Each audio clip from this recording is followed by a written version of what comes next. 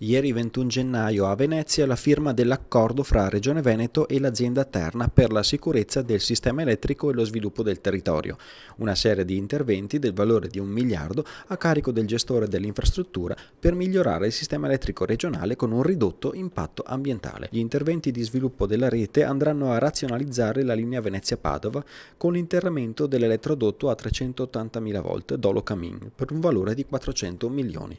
Il riassetto dell'Alto Bellunese con un nuovo collegamento fra Cortina d'Ampezzo e Auronzo di Cadore entro il 2021. E abbiamo investimenti per quasi 1 miliardo di euro, sono 980 milioni se non ricordo male, tutti a carico di Terna in un progetto che è assolutamente innovativo.